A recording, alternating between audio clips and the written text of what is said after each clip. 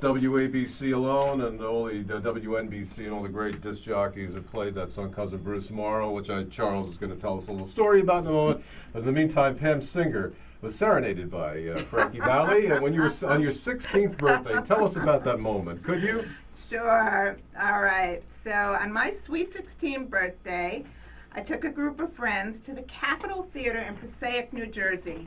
And for those of you who can even remember the Capitol Theater, you know it had the best acoustics of anywhere, that except for the Beacon Theater in New York now. But it was a great theater to see a concert. So my mother, being the sort of pushy Jewish mother that she was, got backstage somehow and got to Frankie's manager.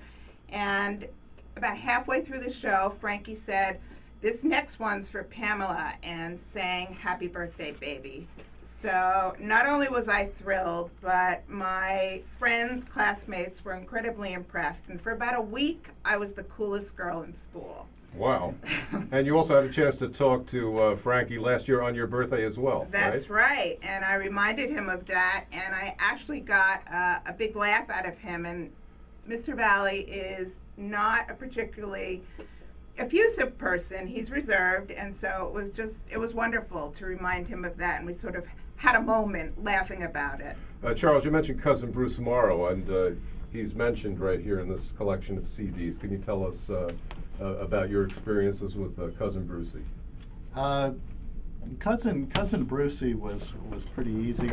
This was a box set that came out in 2007 of 76 of the Four Seasons Greatest Hits, and so my job was to get quotes about each of the songs, and I ended up getting 89 quotes from 76 songs from people like Bob Dylan and Brian Wilson and Nicole Kidman and Billy Joel and Cher and a lot of different people.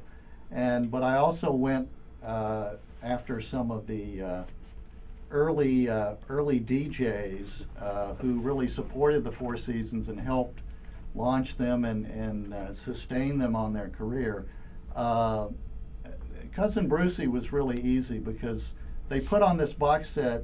The Four Seasons actually did a theme song for Cousin Brucey that he still plays to this day. It's still the theme song of his Sirius Radio his show on Sirius Yeah. Radio, and so obviously he would give me a comment about that song, so I just called him up and got it. Now, The tougher one was your friend Joey Reynolds. Joey Reynolds. Before we're going to have him on the show in the near future with you and Pam. We got into a little bit of a friendly argument about what song he was going to do. He said, "Well, of course I'm gonna do Sherry. I broke that record." And what do you think of that, Pam? And I said, I love that term. I broke that record. Yeah, and well, actually, there's a character in the play who's based on Joey Reynolds. Joey Reynolds locked himself into a control room for 4 hours and played Sherry continuously. But anyway, I tried to explain to Joey that I already had two people were giving me quotes about Sherry. One was Dick Clark, and of course Joey said, "Dick Clark didn't break that record, I broke that record."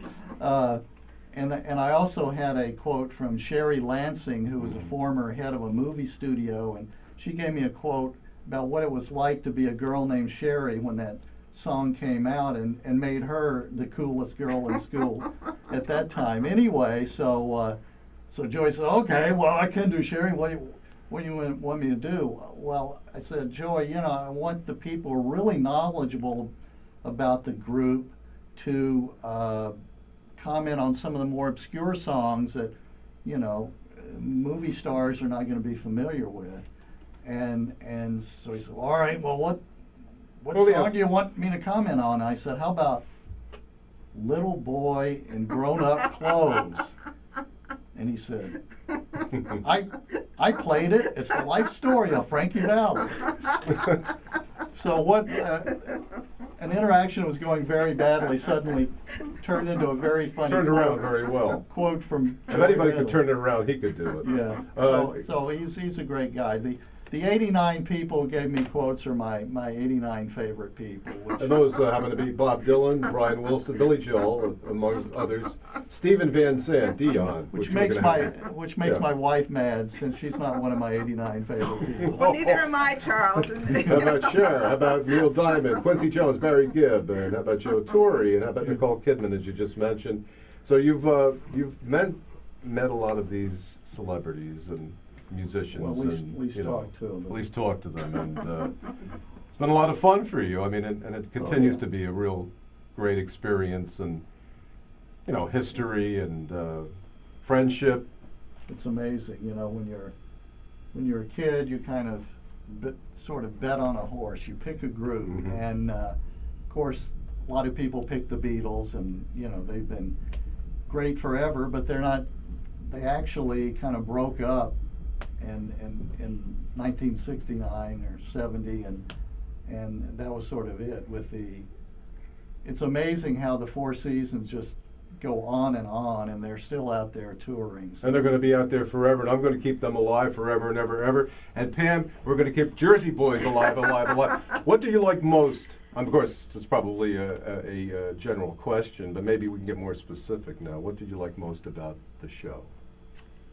There's not just one thing. It's such a seamless, beautiful production. The music is incredible. The staging, Des Mackinoff, the choreography, Sergio Chirillo, and the musical direction, Ken Dow. I mean, it's just, there's not a piece of it that's not, you know, seamless. And I've seen the show in Vegas, I've seen it in London, and it carries through no matter where it is. It's just incredible. But Charles and I were talking earlier, and what I said to him is that you know that you've crossed over from fan into true obsessive when you start quoting the dialogue, and when it seeps into your regular conversation, and you just, you know, keep doing it. And you also write, Charles, handouts for Frankie, and are currently collaborating with Bob Gaudio's son, Shannon, right, on a new... souvenir program for the concert. Tell us about that, if you could.